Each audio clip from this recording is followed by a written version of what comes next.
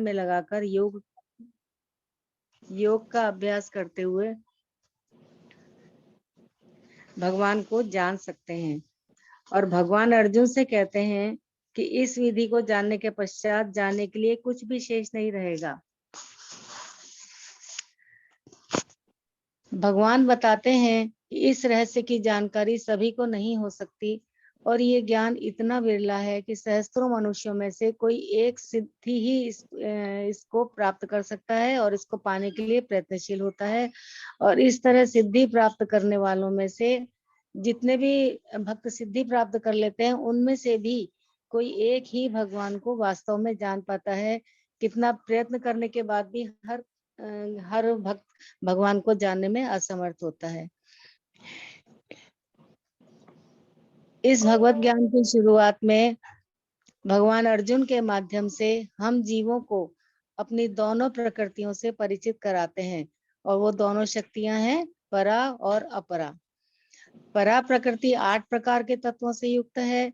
पृथ्वी, जल, अग्नि, वायु, आकाश, मन, बुद्धि तथा अहंकार। जबकि अपरा प्रकृति उन जीवों से युक्त है जो अपरा प्रकृति के साधनों का विदोहन कर रहे हैं। इसके ऊपर भगवान कहते हैं कि ये दोनों शक्तियां स्वतंत्र नहीं है, बल्कि इनका कंट्रोल भी भगवान के हाथ में ही है। वही समस्त भौतिक तथा आध्यात्मिक क्षेत्र के आदि तथा अंत है। इसमें भगवान अपने बता रहे हैं कि सब कुछ मेरे ही हाथ में है, चाहे कोई सी भी शक्ति हो, लेकिन सब मैं ही सबको कंट्रोल में करता हूँ। इसके बाद भगवान समझाते हैं कि जिस प्रकार एक माला में मोती एक साथ गुंथे रहते हैं, उसी प्रकार जो भी हमें भौतिक जगत तथा आध्यात्मिक जगत में एक्सपीरियंस होता है, उसका मूलाधार भगवान ही होते हैं। हम इस संसार में रहकर जो भी हमें अनुभव प्राप्त होते हैं, चाहे वो आध्यात्मिक क्षेत्र में हो, चाहे वो भौतिक क्षेत्र में हो, लेकिन भगवान ही उसके मूल आधार हैं। इसके बाद भगवान वो सारे उदाहरणों के माध्यम से अर्जुन को समझाते हैं, जिससे ये बात हम जीवों को समझ में आ जाए। जैसे भगवान कहते हैं कि मैं जल में जो स्वाद होता है वो मैं ही हूँ, सूर्य और चंद्रमा का प्रकाश भी मैं ही हूँ, आकाश में ध्वनि भी मैं ही हूँ, अग्नि की ऊष्मा, तपस्वियों का तप भी मैं ही हूँ, बुद्धिमानों में बुद्धि भी मैं ही हूँ, बलवानों का बल अभी मैं ही हूँ। इन सब उदाहरणों से भगवान हमें समझाते हैं कि जो भी विशेषताएं जिस चीज में है उन सबका उनका आधार मैं ही हूँ और मैं ही उन सबका उनकी विशेषता में मैं ही उनके लिए ये सब उनके मन में लाता हूँ। इन उदाहरणों के बाद भगवान अर्जुन को प्रकृति के तीनों गुणों के बारे में बताते हैं। ये 3 गुण है, जैसे आप सबको पता भी है, सतोगुण, रजोगुण और तमोगुण। भगवान ये भी बताते हैं कि इन तीनों गुणों के द्वारा प्रकट मोह के कारण जीव भगवान को जान और समझ नहीं पाते हैं। सतोगुण में और रजोगुण और तमोगुण, इन तीनों के द्वारा जो मोह में पड़ने के कारण कोई भी व्यक्ति भगवान को नहीं जान और समझ पाते। भगवान ये भी समझाते हैं कि प्रकृति के तीनों गुणों को पार करके त्रिगुणातीत अवस्था में पहुंचने का उपाय है कि हम भगवान की ही शरण ले लें। अगर हम भगवान को ही प्रकृति के तीनों गुणों को पार करके अगर हम भगवान की शरण ले लें तो हम इन सब से बच सकते हैं। फिर भगवान उन 4 प्रकार के लोगों के बारे में बताते हैं जो भगवान की शरण ग्रहण नहीं करते हैं। मनुष्यों में अधम, जो अधम मनुष्य है, पापी मनुष्य है, जो निकृष्ट व्यक्ति है, वह कभी भी भगवान को नहीं मानता और भगवान की शरण में नहीं जाता और वह कोई प्रयास भी नहीं करता कि उसको भगवान की शरण में जाने के लिए उसको कुछ उद्यम करना पड़े। दूसरा प्राणी है जिनका ज्ञान माया द्वारा हर लिया गया है, जो माया जिनके ज्ञान को हर लेती है, अपने मुंह पाश में माया बांध लेती है, भगवान की तरफ से उनका ध्यान हटा देती है, वह कभी भी भगवान को जानने का प्रयास नहीं करते हैं।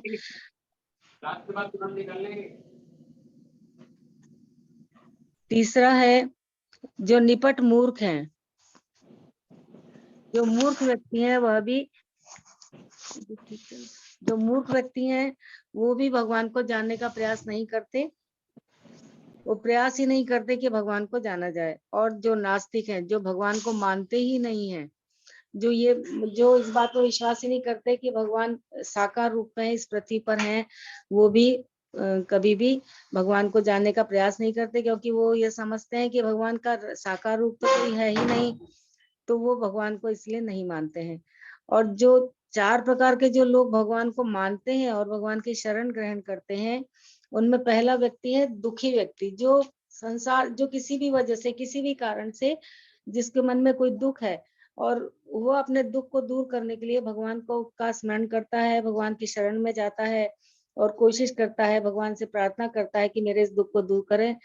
दूसरा व्यक्ति होता है ज्ञानी, जिसमें ज्ञान है, समझ है, वह भी भगवान की शरण ग्रहण कर लेता है।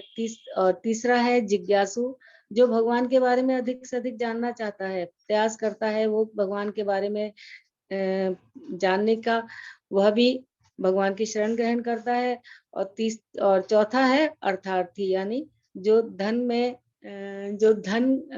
की वजह से, जो धन कमाना चाहता है, धन इकट्ठा करना चाहता है और भगवान से कहता है कि मुझे इतना धन दीजिए कि मेरे पास अथाह संपत्ति हो, मेरे मेरे परिवार, मेरे पुत्र, मेरे बच्चे सभी सुखी रहें उस अर्थ की वजह से।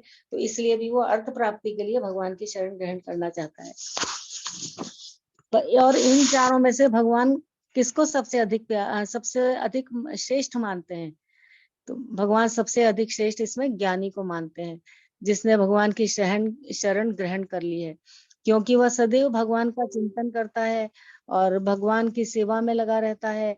भगवान बताते हैं कि व्यक्ति इस शरणागति की अवस्था में अनेकानेक जन्मों के बाद प्राप्त होता है, लेकिन ये जो ज्ञानी व्यक्ति है वो एकदम किसी भी व्यक्ति को ज्ञान इतना प्राप्त नहीं हो जाता कि वो भगवान की शरण में ले ले। उसको अनेक जन्म लेता है, बार बार जन्म लेता है, भगवान को समझने का प्रयास करता रहता है हर जन्म में, और तब जाकर कई जन्मों के बाद वह भगवान की शरणागति को प्राप्त कर सकता है। इसके विपरीत भगवान उन लोगों के बारे में भी बताते हैं जिन्होंने विभिन्न देवताओं की शरण ले रखी है। कोई व्यक्ति माता रानी को मानता है, कोई गणेश जी को मानता है, कोई हनुमान जी को मानते हैं, ऐसे कई सब तरह के व्यक्ति अलग अलग देवी देवताओं को मानते हैं। तो और विभिन्न देवी देवताओं की शरण भी ले लेते हैं अपनी भौतिक इच्छाओं की पूर्ति करने के लिए। भगवान और वो यही कोशिश करते हैं कि सभी देवी देवताओं को उपासना करके हम अपनी भौतिक इच्छाएं, अपने संसारिक इच्छाएं हम अपनी पूरी कर लेंगे। लेकिन भगवान ये सब गलत नहीं है। भगवान हम सबके हृदय में परमात्मा रूप से विद्यमान है, और जब भगवान ये देखते हैं कि हमें किसी विशेष देवी या देवता के प्रति हमारी श्रद्धा अधिक है, तो वो हमारा विशेष देवता के प्रति या देवी के प्रति हमारा झुकाव या श्रद्धा या हमारा भाव उस विशेष देवता की ओर दृढ़ कर देते हैं। अब अगले श्लोक में भगवान अपनी निराकार अवस्था का भी वर्णन करते हैं, जिसमें वे बताते हैं कि भगवान का आकार भौतिक नहीं है। जिस प्रकार इस भौतिक जगत पे रहने वाले प्राणियों का आकार भौतिक होता है, तो भगवान का आकार वैसा नहीं होता, हमारे जैसा भगवान का आकार नहीं होता है। फिर वो आकार मनुष्य रूप का हो, चाहे वो किसी और योनि का हो।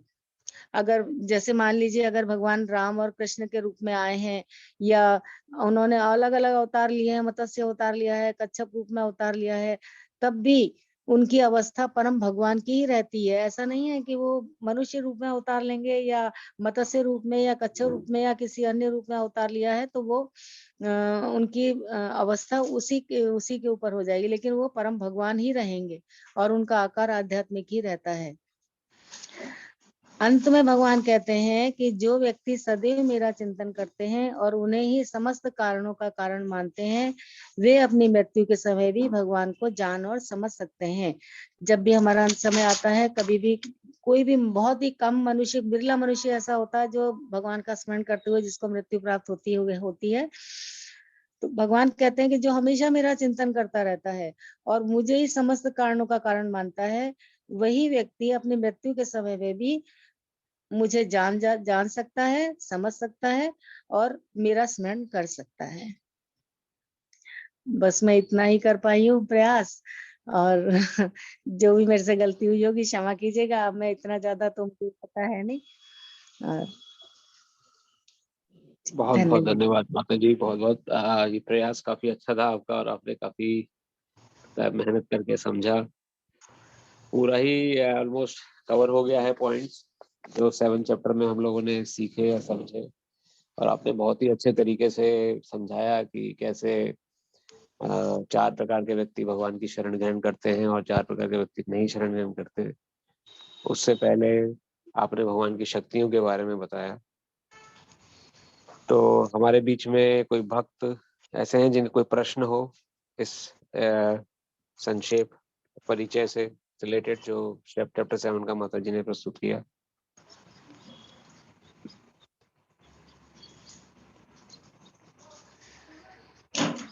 बहुत अच्छा किया माता जी ने। हरे कृष्णा प्रभु जी। तो हरे ये कृष्णा। 7वें अध्याय में जो चौथा श्लोक है, मुझे बहुत ये सारा गीता का महा ये है। हाँ, मैं श्लोक जी पढ़ता हूँ। वो है भूमिरापो नलो वायु खम मनोबुद्धि रे बच अहंकार अहंकार इत्यम में भिन्न प्रकृति रष्टदा। जैसे माता जी ने बताया कि 8 प्रकार की प्रकृति होती है ना, पृथ्वी, जल, अग्नि, वायु, आकाश, मन, बुद्धि अथवा अहंकार, वो तथा अहंकार। और सृष्टि के भगवान कृष्ण का श्वास 3 विष्णु का रूप धारण करते हैं। हम सबको पता है। पहले महाविष्णु है जो संपूर्ण भौतिक सत्वी महत्व को उत्पन्न करते हैं, और वो दूसरा है गर्भोदक्ष विष्णु है जो समस्त ब्रह्मांड का प्रविष्ट होकर उनमें विविधता उत्पन्न करते हैं, और तीसरा है शिरोक्ष विष्णु जो समस्त ब्रह्मांड को सर्वव्यापी परमात्मा के रूप में फैले हुए होते हैं। तो इसमें एक बस यही है कि भौतिक जगत भगवान की शक्तियों से एक का क्षणिक प्रागट्य है। इस जगत के सारी क्रियाएं, जैसे माता जी ने बताया, भगवान कृष्ण के इन तीनों विष्णु अंशों द्वारा निर्देशित है। यही पुरुष अवतार कहलाता है, वही पुरुष है। सामान्य रूप में जो व्यक्ति कृष्ण को नहीं जानता है वो मान लेता है कि संसार जीव भोग के लिए ही है, और जीव पुरुष भौतिक शरीर आनंद करता है, लेकिन वो पता है कि वो क्षणिक होता है ना, वो सुख क्षणिक चला जाता है। लेकिन जो भगवान का जो सुख मिलता है वो तो हमारे साथ जाता है। बिल्कुल। वो कहना था। हरे कृष्ण। बहुत सुंदर प्रभु, थैंक यू। आलोक प्रभु, आप कुछ कह रहे थे? एक बीच में कोई और भी। हरे कृष्ण प्रभु। हाँ प्रभु। हरे कृष्ण, हाँ बताइए। थैंक यू माता जी, बहुत अच्छे से आपने समझाया। प्रभु एक वर्ड आया यहाँ पे त्रिगुणातीत। सो इसका मतलब क्या है कि जो तीनों गुणों पे जो विजय प्राप्त कर लेता है उसे त्रिगुणातीत कहते हैं? हाँ प्रभु, जनरली जो त्रिगुणातीत है वो भगवान के लिए यूज होता है। और क्योंकि वो त्रिगुणातीत हैं। 3 गुण जैसे माता जी ने बताया, सत्वगुण, रजोगुण, तमोगुण। हम आमतौर पे हम सभी जीव इन तीनों गुणों के अंदर ऑस्किलेट करते रहते हैं 24 घंटे में। 24 घंटे में कभी हमें सत्वगुण का भाव आ जाएगा, कभी हमारे अंदर तमोगुणी भाव आ जाएगा, कभी हमारे अंदर रजोगुणी भाव आ जाएगा। तो सत्वगुणी भाव का अर्थ है कि हमें बहुत अच्छा करने का विचार होगा किसी का, किसी को दान देना है। कोई ठंड जैसे इतनी पड़ रही है तो मन में एकदम भावेगा, अरे जो होमलेस पीपुल हैं, जो गरीब लोग हैं, चलो उनको कुछ कंबल दान दे दें, खाना दान दे दें, जिनके पास ठिकाना नहीं है। तो एकदम से जब हम दान देने जाएंगे सोचेंगे अरे कौन जाए इतनी ठंड में, कोई मिलेगा कि नहीं मिलेगा पता नहीं, कोई वहां होता है कि नहीं होता है, किसको ढूंढेंगे। तो रजोगुणी भाव आ गया कि आप अपना आराम से घर में बैठते हैं, जिसको जरूरत होगी वो अपने आप उसको भगवान पूर्ति करते। रजोगुणी भाव प्रधान हो गया। अभी सतोगुणी में थे, एकदम रजोगुणी भाव प्रधान हुआ। तमोगुणी भाव में कैसे, अरे इतना पैसा मैंने मेहनत से कमाया, पैसा वो ऐसे फेंकने के लिए थोड़ी है कि कंबल खरीदूं फिर जाके दान दे के आऊं। जैसे दान की बात आती है, मंदिर में दान देने के लिए लोग सकुचाते हैं कि मंदिर में दान क्यों दें, वहां पे दान देने की क्या जरूरत है हम, और लेकिन उतना ही पैसा हम होटलों में या और दूसरी जगह खत्म कर देंगे। लेकिन मंदिर क्या है, भगवान की सेवा में दान के निकालने के लिए उस समय एकदम एहसास हो जाता है कि अरे ये तो फालतू खर्चा हो रहा है, अपने पास रखते हैं। तो ये तमोगुणी भाव। तो इन तीनों गुणों से जो परे है वो है शुद्ध सत्वगुण। जैसे जैसे आपने त्रिगुणातीत बोला, वो एक्चुअली शुद्ध सत्वगुण है। शुद्ध सत्वगुण यानी कृष्ण कॉन्शियसनेस स्टेट। हमेशा कृष्ण भगवान को अपनी चेतना में बसा के रखना, जो भी कार्य करें भगवान कृष्ण के लिए करें। इस भाव से जब हम जीते हैं तो वो तो त्रिगुणातीत बन सकते हैं, जैसे स्वयं भगवान त्रिगुणातीत है। तो ये आपने जो सही बात पकड़ी, बिल्कुल पकड़ी थी कि त्रिगुणातीत अर्थात तीनों गुणों से परे, जिसको तीनों गुण प्रभाव नहीं डाल पाते अपना। ठीक है प्रभु, कोई और संशय समाधान हुआ आपका? हाँ प्रभु, हाँ प्रभु, थैंक यू। हरे कृष्णा प्रभु जी। हरे कृष्णा प्रभु, बहुत दिनों बाद, क्या बात है आज सारे प्रभु जी बड़े दिनों बाद आ रहे हैं, जो पद्म भाषा प्रभु जी की आवाज लग रही है। तो जी प्रभु जी, प्रभु जी मैं वही आप प्रभु पूछ रहा था बताइए। कि ये त्रिगुणातीत अवस्था कैसे प्राप्त करी जा सकती है, उसका क्या प्रोसेस है या क्या उसका कैरेक्टरिस्टिक्स है कि हमें पता चल जाए कि हम धीरे धीरे त्रिगुणातीत अवस्था की तरफ बढ़ रहे हैं। बहुत ही सुंदर प्रश्न है। त्रिगुणातीत अवस्था कैसे प्राप्त कर सकते हैं? हमें जो प्रोसेस पता है वो है हरि नाम। सर्वप्रथम जो पहली स्टेज है वो 8 स्टेज आती है। सबसे पहले श्रद्धा, भगवान की बातों में श्रद्धा रखना। श्रद्धा अर्थात आदो श्रद्धा, द्वितीय भजन क्रिया, साधु संग। जब श्रद्धा रख के हम आगे बढ़ेंगे कि जो कुछ शास्त्रों में लिखा है सही है, जैसा भगवान ने कहा है बिल्कुल सच बात है, हमें फॉलो करनी चाहिए, तो वो श्रद्धा हमारे अंदर आ गई। श्रद्धा के बाद दूसरी स्टेज क्या आती है? साधु संग। जब हम लाइक माइंडेड पीपल के साथ एसोसिएट करेंगे, जैसे जो लोग इस श्रद्धा को लेके आगे बढ़ रहे हैं कि भगवान है, भगवान कृष्ण है वास्तव में, और वो सबका कल्याण के लिए उन्होंने जो बातें कही उसे फॉलो करना चाहिए। तो जो लोग भी भगवत गीता को फॉलो कर रहे हैं उन लोगों का एसोसिएशन, उन लोगों के साथ उठना बैठना, उनसे बातें, उनसे विचार विमर्श करना। एसोसिएशन के 6 तरीके बताए हैं श्रीला रूप गोस्वामी ने नेक्टर ऑफ इंस्ट्रक्शन में। ददाति प्रतिगृणाति, वह्यमख्याति पृच्छति। उनको दान देना, उनको घर बुलाना प्रसाद के लिए, खुद उनके घर जाना, उनको कुछ उपहार में देना, अपने मन को डिस्क्लोज करना शुद्ध भक्तों के साथ। ये एसोसिएशन के 6 तरीके बताए। साधु संग जब होगा, तीसरा स्टेप आएगा भजन क्रिया। फिर खुद भजन करने का मन करेगा भगवान की। तो चाहे कैसी भी अवस्था हो, चाहे सतोगुणी भाव हो, रजोगुणी भाव हो, लेकिन मन में ऐसे ही भजन कर रहे हैं भगवान का।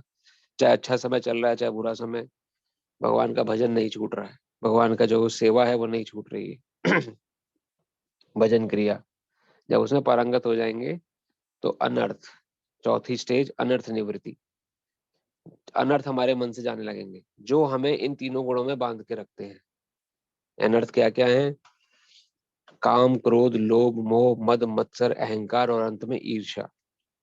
ये आठों के आठों दुर्गुण जो है ये हमें इन तीनों गुणों में बांध के रखते हैं। जब ये अनर्थ सारे निकल जाएंगे तो गुणों से परे होना शुरू हो जाएंगे हम।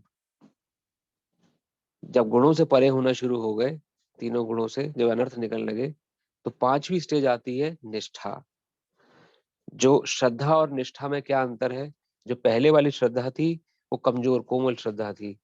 जस्ट लाइक जैसे हम एग्जांपल देते हैं, एक शिप, अगर कोई शिप है, कोई समुद्री जहाज है, उसे उसे किनारे से बांधा नहीं गया है, वो एंकर्ड नहीं है, तो खड़े खड़े भी वो उसे लहरें बहा के ले जा सकती है। भले ही किनारे पे खड़ा है लेकिन बंधा हुआ नहीं है, कोई भी बड़ी लहर आएगी शिव को समुद्र के बीच में ले जाएगी, डुबो देगी।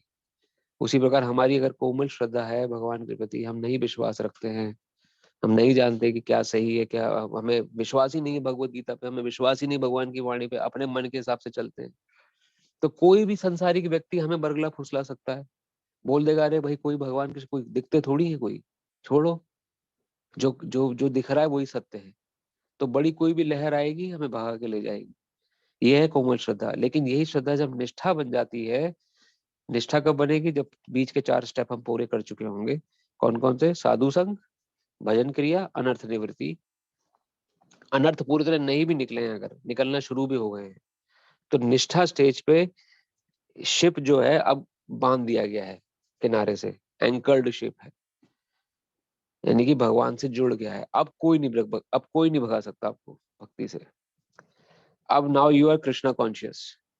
इस समय कृष्णा कॉन्शियस जब आप हैं, तो भले ही आपके जीवन में उतार चढ़ाव आए, सुख का समय हो, दुख का समय हो, कैसी भी परिस्थिति हो, शिप बंधा हुआ है ना, तो तो अब कोई भी लहर उसे बरगला नहीं पाएगी, उसे फुसला नहीं पाएगी, उसे बहा के नहीं ले जा पाएगी समुद्र के बीच में, ना डुबो तो पाएगी नहीं। डूबना क्या, संसार सागर में नहीं डूब पाएंगे हम। उस समय हमारी कॉन्शियसनेस कृष्ण कॉन्शियस स्टेज पर होगी, तो वो है श्रद्धा। लेकिन अभी क्या है, कृष्ण कॉन्शियस अभी होना शुरू हुआ है, यानी शुद्ध सत्वगुण में हम आना प्रयास कर दिया है, क्योंकि अनर्थ मन से निकल चुके हैं या निकल रहे हैं। हम अपनी आंखों से होते हुए देखेंगे, अपनी आंखों से हमें अनर्थ जाते हुए दिखाई देंगे कि मेरे अंदर काम भाव आते थे पहले, अब तो आते ही नहीं है। मेरे अंदर दूसरे के प्रति देख के ईर्ष्या होती थी आज से 5 साल पहले, अब तो कोई कितना तरक्की कर ले, कुछ भी हो जाए, आसपास कुछ भी घटना, मुझे ईर्ष्या हो ही नहीं रही किसी से। ईर्ष्या का भाव ही पैदा नहीं हो रहा। क्रोध क्रोध आता ही नहीं मुझे, कुछ भी हो जाए, मेरे परे स्थिति हो जाए, कुछ हो जाए, ये सब अपनी आंखों से आप होता देखेंगे। अनर्थ जब जाएंगे आपके, जब प्रोसेस में लगोगे आप, आपको खुद रियलाइज होगा कि मैं क्रोध, अब मुझे क्रोध नहीं आता, अब मुझे ईर्ष्या नहीं होती है, अब मुझे काम भाव नहीं सताते, अब मुझे दम्भ अभिमान, अपने प्रति अभिमान नहीं होता है। तो ये ये प्रत्यक्ष प्रमाण है इस प्रोसेस का, यही प्रोसेस है। तो जब निष्ठा आई, निष्ठा के बाद आएगी आसक्ति, निष्ठा के बाद रुचि, रुचि के बाद आसक्ति, रुचि आपकी फिर मन में, अब आपका मन लग गया भगवान भक्ति में। अब ऐसा मन लगा कि चाहे उठ रहे हैं बैठ रहे हैं, उठते ही भगवान को प्रणाम, जहां कहीं कथा चल रही है वहां पे जाने की इच्छा, जहां कहीं भी कीर्तन हो रहा है भगवान का, कहीं भी सुन लिया, कहीं भी मन में कान में पड़ गया हमारे कि कहीं भगवान की कथा चल रही है, अरे वाह कृष्ण की कथा चल रही है, चलो अटेंड करते हैं, चलो जाके सुनते हैं, जाके अपने आप मन खींचा चला जाएगा उस तरफ। रुचि जागृत हो गई। जैसे अभी रुचि क्या है, कौन बनेगा करोड़पति में रुचि है।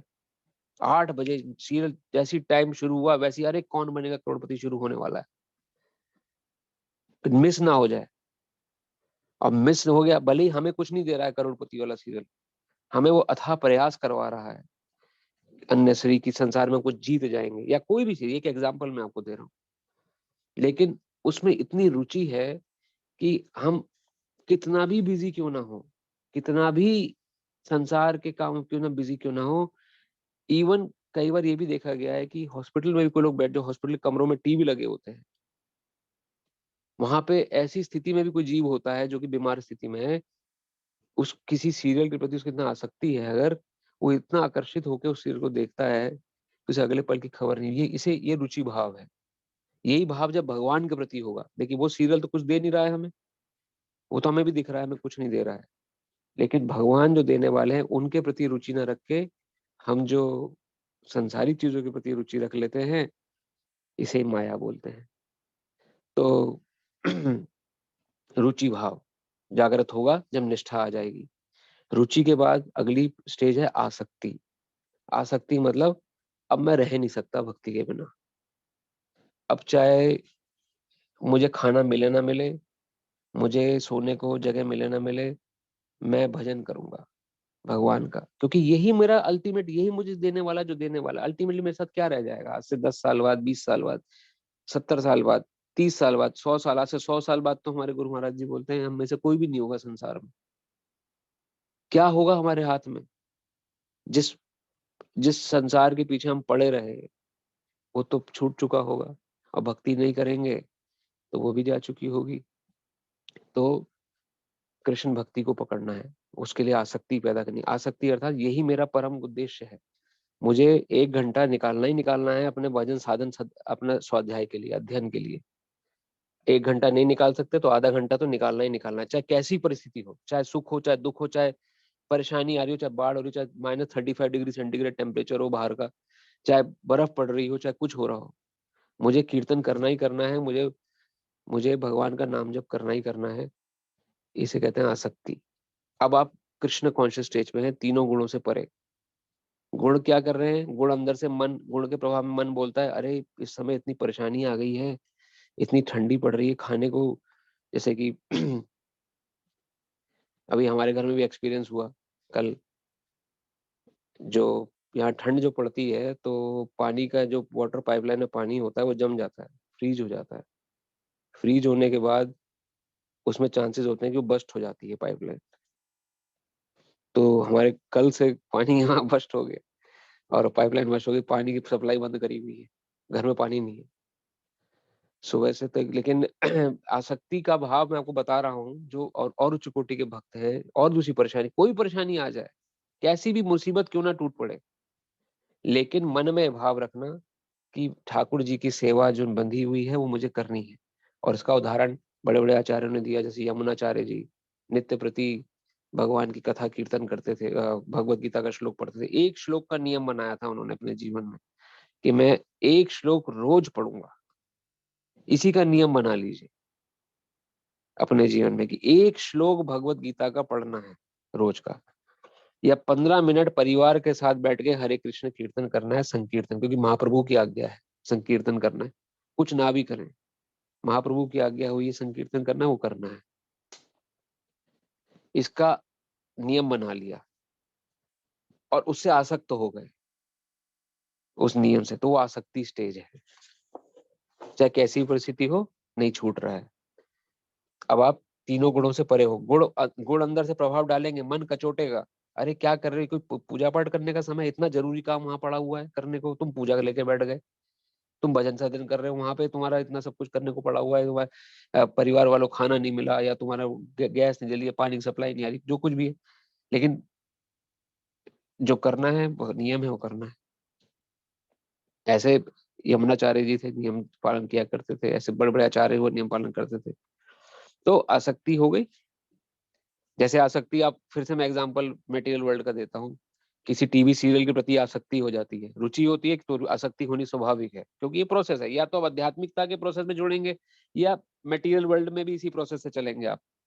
या तो आपकी श्रद्धा होगी किसी मटेरियल प्रोसेस में, अच्छा सीरियल है देखना चाहिए, उन जैसे लोगों का आप संग करोगे, आप जो उस सीरियल को देखते हैं, तो उसके प्रति आपका भाव जागृत होगा। अनर्थ घटेंगे नहीं, अनर्थ बढ़ जाएंगे, और फिर निष्ठा हो जाएगी उसी सीरियल के प्रति। अब तो देखना ही देखना है, चाहे हम यूएस में रहें, चाहे इंडिया में रहें, चाहे हम दुनिया के किसी कोने में रहें, केबल टीवी लेंगे, सब कुछ लेंगे, इतनी आसक्ति हो गई कि उस सीरियल को देखेंगे देखेंगे दुनिया के किसी कोने में, यूट्यूब पे खोल लेंगे।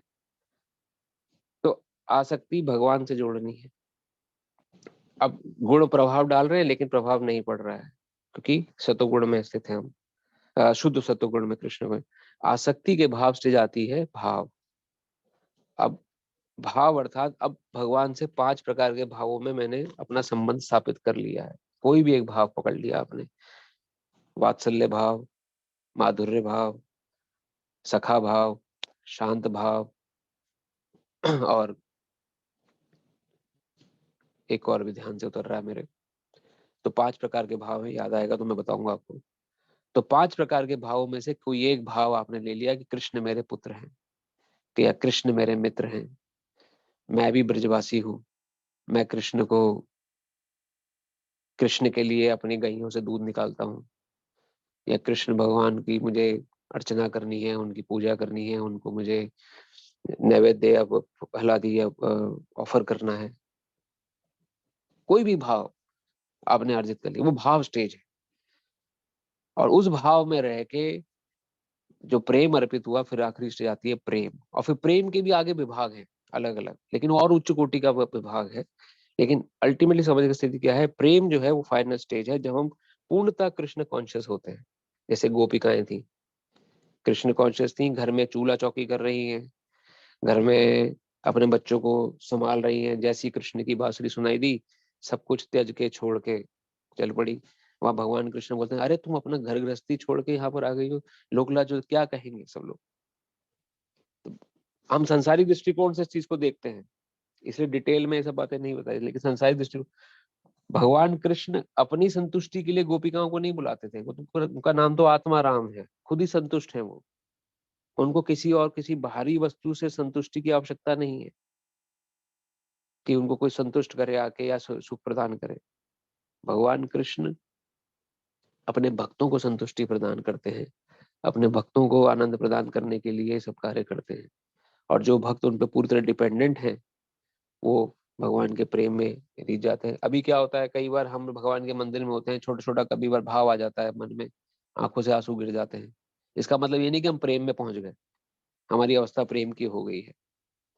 वो एक क्षणिक मन का चेंज हुआ है, उसकी वजह से आंखों से आंसू आए। प्रेम अवस्था तक पहुंचने के लिए ये 8 स्टेप पार करके जाने पड़ेंगे, और सिंसियरिटी के साथ। तब तब हम हम अल्टीमेट कृष्ण कॉन्शियस या शुद्ध सत्वगुण को अवस्था को प्राप्त कर सकते हैं जब इन प्रोसेस को हम फॉलो करेंगे।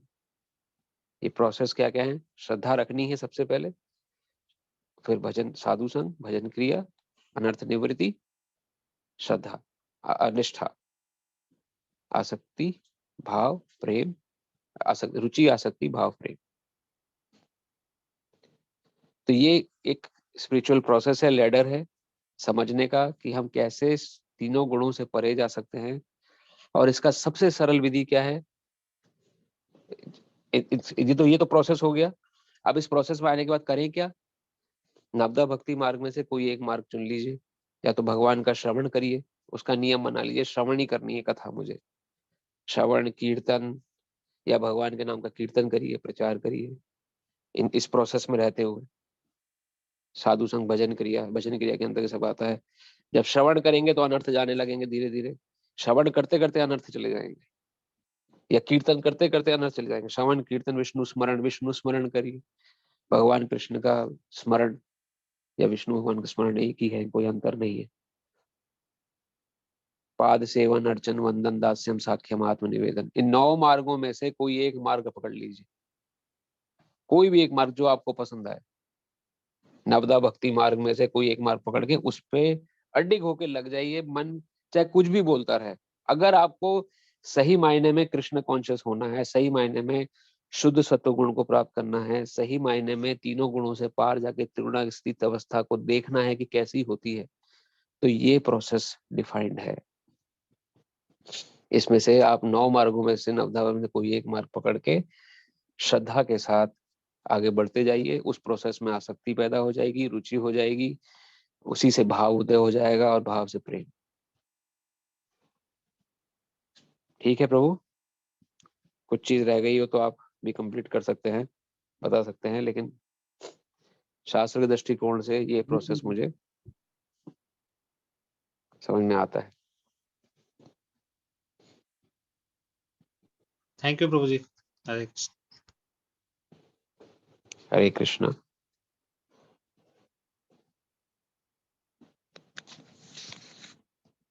तो माता जी ने आज बहुत सुंदर ढंग से समझाया, और 7वां अध्याय जो है वो पूर्ण रूपेण भगवान ने भक्ति योग का एकदम पदार्पण किया है, एकदम शुरुआत कर दिया। क्योंकि 6 अध्याय तक तो भगवान ने क्या समझाया, अलग अलग प्रकार के योगा प्रोसेसेस के बारे में समझाया कि अगर आप सबसे पहले अगर कुछ नहीं कर सकते तो कर्म योग में जुड़ो, निष्काम कर्म योग के नहीं कर सकते ध्यान योग को पकड़ लो, अगर ध्यान योग में मन लगता तो फिर अष्टांग योग को पकड़ लो, फिर ज्ञान योग भी बताया भगवान ने 5वें अध्याय में सारे। फिर अष्टांग योग 6ठे अध्याय को बता के उन्होंने बताया कैसे जो योगी है वो 8 प्रकार के आसन, यम, नियम, ध्यान, प्राणायाम और समाधि तक पहुंचता है। लेकिन कृष्ण कॉन्शियस व्यक्ति पहले से ही समाधि में होता है, क्योंकि उसके ध्यान में हमेशा भगवान कृष्ण होते हैं। हमेशा वो यही सोचता रहता है कि जो भी हो रहा है कृष्ण कृपा से हो रहा है, जो होगा कृष्ण कृपा से होगा, अच्छा होगा तो भी कृष्ण कर रहे हैं, बुरा होगा तो भी कृष्ण कर रहे हैं। जैसे माता जी ने आज समझाया कि 2 प्रकार की भगवान की प्रकृति है, एक है परा प्रकृति जिसके अंतर्गत आते हैं हम जीव, आप, हम सब, जो कि सत्य, चित और आनंद 3 चीजों से बनी है। और एक है अपरा प्रकृति यानी कि भौतिक शक्ति, जो कि 8 चीजों से बनी है, पृथ्वी, जल, अग्नि, वायु, आकाश। स्थूल जो दिखाई दे, और सूक्ष्म, इनमें से सूक्ष्म है मन, बुद्धि और अहंकार। मन, बुद्धि और अहंकार भी अपरा है, भौतिक है। जब हम भगवान के धाम में जाएंगे तो इस मन, बुद्धि, अहंकार को भी छोड़ के जाएंगे। ये मन नहीं जाएगा साथ में, ना ये ध्यान, कि मन कन्वर्ट हो चुका होगा कृष्ण में, कृष्ण भक्ति में। बुद्धि भी भगवान की सेवा में लग चुकी होगी। अहंकार तो होगा ही नहीं, फॉल्स ईगो नहीं होगी, ट्रू ईगो होगी। ट्रू ईगो मतलब कि मैं कृष्ण का हूँ, ये भी ईगो ही है ना, मैं किसके belong, I belong to Krishna. तो ये भाव जब रह जाएगा मन में तो 7 आवरण पार होके फिर भगवत धाम प्राप्त होगा। लेकिन तब तक, जब तक ये भाव प्राप्त नहीं हो रहा है, तब तक हम अपरा प्रकृति, तब तक हमारी स्थिति जो है वो तटस्था स्थिति रहती है। तटस्था अर्थात जैसे नदी का किनारा होता है, तट, वो कभी तो नदी में जलमग्न हो जाता है, तो नदी बन जाता है, और कभी तट में मिल जाता है तो तट बन जाता है, नदी का पानी जब नीचे उतर जाता है। उसी प्रकार हम तटस्था प्रकृति के अंदर रह के कभी तो अपरा प्रकृति के अंतर्गत चले जाते हैं, मटेरियल एनर्जी।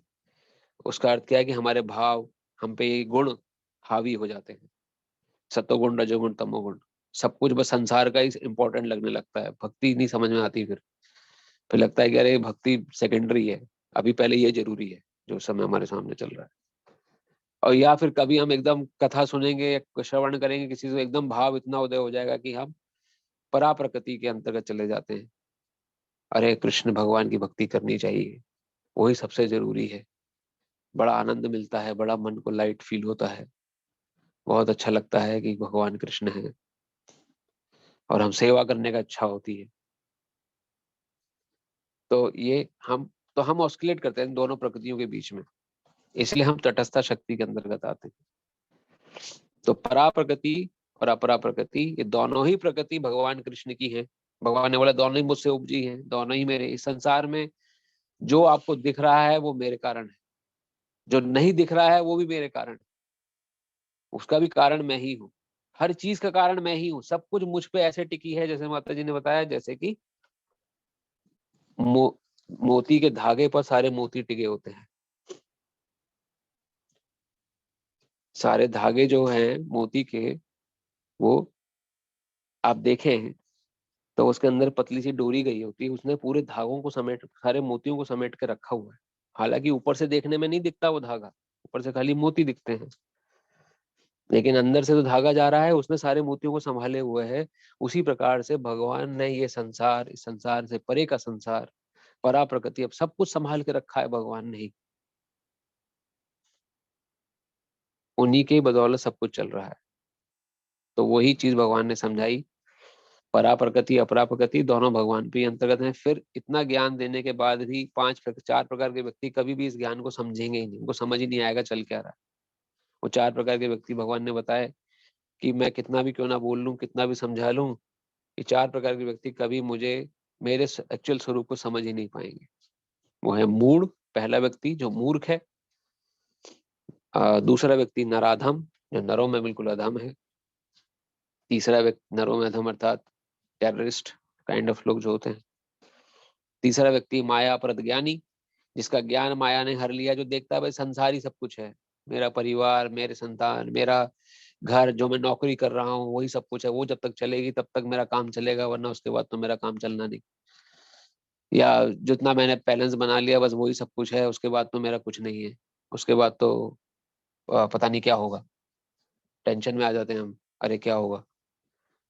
और नहीं तो जो संसार में हमें दिखता है ये माया देवी का खेल है, माया अपरत ज्ञानी, इसलिए वो संसार को ही बनाने में लगा रहता है। संसार में ही कैसे आगे बढ़ूं, संसार में ही कितना ऊपर हो जाऊं, पर परे जगत की या अगले जन्म की चिंता ही नहीं होती। तो माया अपरत ज्ञानी व्यक्ति। और आसुरी भावी आश्रित, जो असुर प्रकार के व्यक्ति होते हैं, जो दूसरों को मांस भक्षण करते हैं, मारते हैं, जीव हत्या करके अपना भजन पोषण करते हैं, वो कभी भगवान को नहीं समझेंगे। किसी भी हालत में 4 प्रकार के व्यक्ति भगवान को नहीं समझ पाते। और फिर भगवान ने बताया 16वें श्लोक में कौन से 4 प्रकार के व्यक्ति भगवान को समझ पाते हैं। आर्त अर्थार्थी, ज्ञानी, जिज्ञासु। आर्त जिसको दुख है किसी प्रकार का, कष्ट में है, बीमारी हो गई है, ये कोई ऐसी जो असाध्य बीमारी जो नहीं ठीक हो रही है, या परेशान हो गए बीमारी से, वो भगवान को याद करते हैं। आर्त अर्थार्थी जिसको धन की कामना है, पैसा नहीं है, धन चाहिए। ज्ञानी जो ज्ञानी है, जो जान चुका है कि संसार कैसे चल रहा है, कैसे भगवान ने मोती के धागे की तरह सारे संसार को समेट के रखा हुआ है, किस प्रकार से मेरा जीवन चल रहा है, किस प्रकार से पूरा संसार चल रहा है, इस ज्ञान को समझ चुका है ज्ञानी।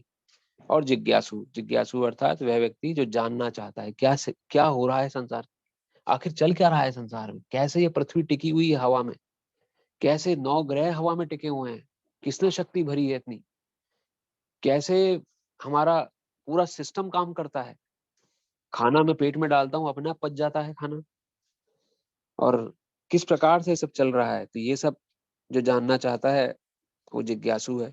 और इन और चारों प्रकार के व्यक्तियों में से जो सर्वप्रिय उनको व्यक्ति है पसंद है वो है ज्ञानी, जो ज्ञानी व्यक्ति है, क्योंकि वो जानता है कि भगवान की कृपा से सब कुछ चल रहा है।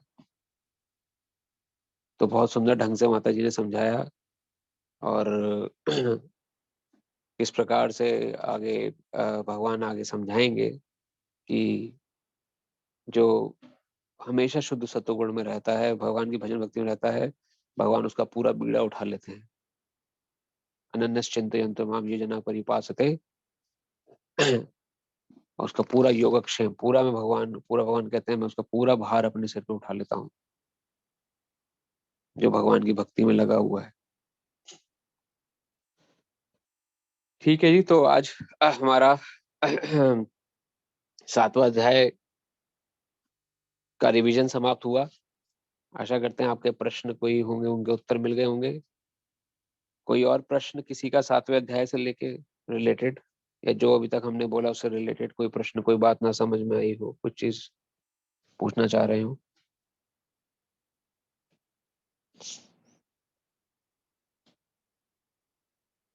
अगर नहीं तो हम लोग फिर अगला शीर्षक जो होगा 8वां चैप्टर, जो हमारी माता जी हैं वो भी 8वां चैप्टर अगले हफ्ते या जब भी उनको जैसे फुर्सत मिलती है तो हम लोग 8वें अध्याय का रिवीजन करेंगे। और आज के लिए अब हम एक माला जप भगवान श्री कृष्ण के नाम की, जिससे हमारा चित्त शुद्ध हो सके, और एक माला जप के बाद 9वें अध्याय को हम आगे बढ़ाएंगे। तो आप सभी से प्रार्थना है अपनी माला थैली आप ले लें। मैं वीडियो अपना शेयर नहीं कर पा रहा हूँ आज, क्योंकि थोड़ा सा इंटरनेट का प्रॉब्लम भी चल रही है। आप सभी को मेरी आवाज तो साफ सुनाई दे रही है ना? हाँ, सुनाई देती है प्रभु जी, सुनाई देती है। ठीक है। तो एक माला जब भगवान के शुद्ध नाम की करेंगे 5 मिनट, उसके बाद 10 से 10:30 हम लोग 9वें अध्याय को आगे बढ़ाएंगे। तो आप सभी से प्रार्थना है एक माला जब हमारे साथ संकीर्तन के माध्यम से कर सकें तो आप अनम्यूट कर सकते हैं अपने को। नमः ओम विष्णुपदाय कृष्ण पृष्ठाय भूतले श्रीमते नवयोगेन्द्र स्वामिनी इति नामिने नमस्ते प्रभुपाद देवे नाम संकीर्तन प्रचारिणे निर्विशेष शून्यवादी समस्त देश तारिणे। नमः ओम विष्णुपदाय कृष्ण पृष्ठाय भूतले श्रीमते भक्ति वेदांत स्वामिनी इति नामिने नमस्ते सरस्वती देवे गौरवाणी प्रचारिणे निर्विशेष शून्यवादी पाश्चात्य देश तारिणे। जय श्री कृष्ण चैतन्य प्रभु नित्यानंदा श्री अद्वैत गदाधर श्रीवासादि गौर भक्त वृंदा। जय श्री कृष्ण चैतन्य प्रभु नित्यानंद श्री अद्वैत गदाधर श्रीवासादि गौर भक्त वृंदा। हरे कृष्ण कृष्ण कृष्ण हरे हरे, हरे राम राम राम कृष्ण कृष्ण हरे कृष्ण हरे राम कृष्ण राम कृष्ण राम हरे राम हरे, हरे हरे राम कृष्ण राम हरे कृष्ण हरे हरे हरे राम कृष्ण राम कृष्ण राम कृष्ण कृष्ण हरे हरे, हरे हरे कृष्ण राम कृष्ण राम हरे हरे हरे हरे, हरे राम कृष्ण राम राम कृष्ण राम हरे कृष्ण कृष्ण हरे हरे हरे, हरे कृष्ण राम कृष्ण राम हरे राम हरे हरे हरे, राम राम हरे हरे हरे कृष्ण कृष्ण हरे हरे राम राम हरे हरे कृष्ण कृष्ण हरे हरे राम राम हरे हरे कृष्ण कृष्ण हरे हरे राम राम हरे हरे कृष्ण कृष्ण हरे हरे राम राम हरे हरे कृष्ण कृष्ण हरे हरे राम राम हरे हरे कृष्ण कृष्ण हरे हरे राम राम हरे हरे कृष्ण हरे हरे राम राम हरे राम हरे हरे, हरे कृष्ण हरे हरे राम राम हरे राम हरे कृष्ण कृष्ण हरे हरे राम राम हरे हरे राम हरे कृष्ण कृष्ण हरे हरे राम राम हरे हरे हरे कृष्ण कृष्ण कृष्ण कृष्ण हरे हरे हरे हरे, राम हरे राम हरे राम हरे हरे, हरे हरे कृष्ण कृष्ण हरे हरे हरे राम राम राम हरे हरे कृष्ण कृष्ण हरे हरे कृष्ण हरे राम कृष्ण राम कृष्ण हरे हरे, राम राम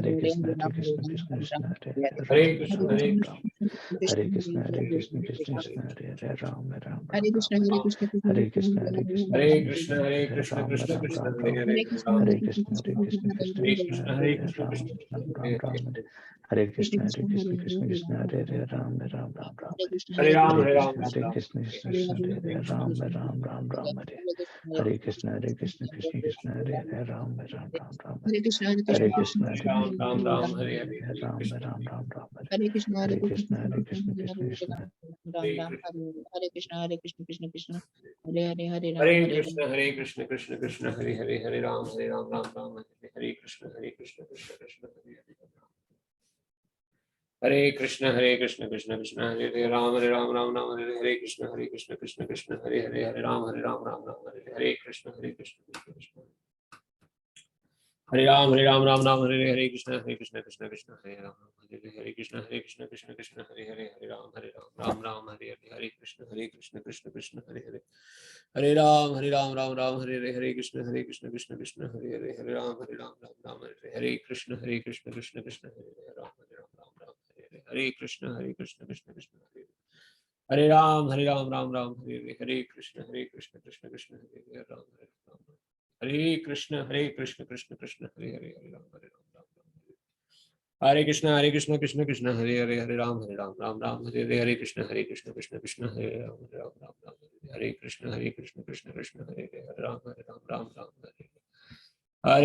हरे कृष्ण कृष्ण कृष्ण हरे राम राम हरे कृष्ण कृष्ण कृष्ण हरे राम राम हरे कृष्ण कृष्ण कृष्ण हरे राम हरे कृष्ण कृष्ण कृष्ण हरे राम हरे कृष्ण कृष्ण कृष्ण हरे राम राम हरे कृष्ण कृष्ण कृष्ण हरे राम हरे हरे। जय श्री कृष्ण चैतन्य प्रभु नित्यानंद श्री अद्वैत गदाधर श्रीवासादि गौर भक्तवृंद की जय। श्री कृष्ण चैतन्य प्रभु नित्यानंद श्री अद्वैत गदाधर श्रीवासादि गौर भक्तवृंद की जय। बहुत बहुत धन्यवाद सभी का। एक माला जप भगवान के शुद्ध नाम की करने के बाद अब हम 9वें अध्याय में बढ़ रहे हैं। 24 श्लोक तक हम पढ़ चुके हैं पिछले हफ्ते। संक्षिप्त परिचय अप टू 24 श्लोक तक भगवान ने इस चैप्टर में बताया अर्जुन को कि अर्जुन को फिर से भगवान बता रहे हैं कि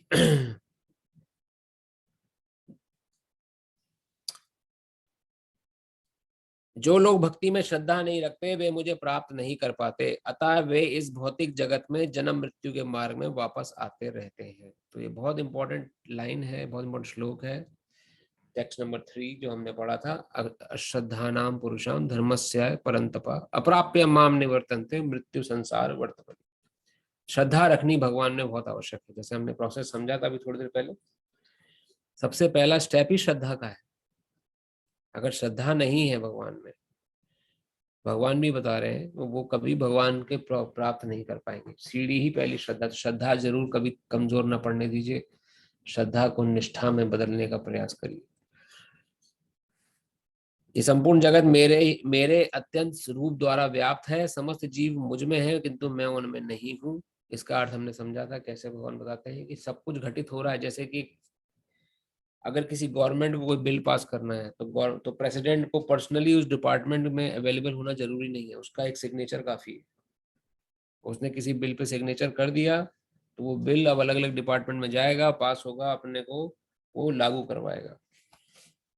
उसी प्रकार से भगवान का एक सिग्नेचर काफी है। भगवान ने बोल दिया कि ये होना है, तो अब सारे पूरी कॉस्मिक मैनिफेस्टेशन उस कार्य को पूरा करने के लिए लग जाती है। उसमें भगवान को प्रत्यक्ष रूप से प्रकट होना जरूरी नहीं है। भगवान ने कहा कि जीव मात्र पैदा होंगे, अपने कर्मों के अनुसार जन्म लेंगे, इस संसार में रहेंगे, उनको मौका मिलेगा भक्ति करने का। मौका अगर उन्होंने अवेल कर लिया तो अच्छी बात है, नहीं कर पाए तो दोबारा मौका मिलेगा, मिलता जाएगा मौका हमेशा। ऐसा नहीं है कि आप अल्टीमेटली तो हम सभी जा ही रहे हैं भगवान की तरफ।